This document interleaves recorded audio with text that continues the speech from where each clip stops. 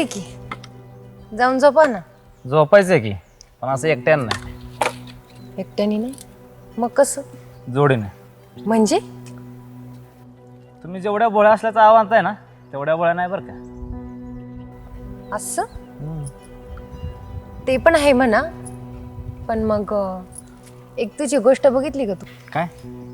की तू असा जवळ आला ना की अरे तुरे बोलतो बर. आणि लांब गेला ना की आवाज बोलते. असं का बरं?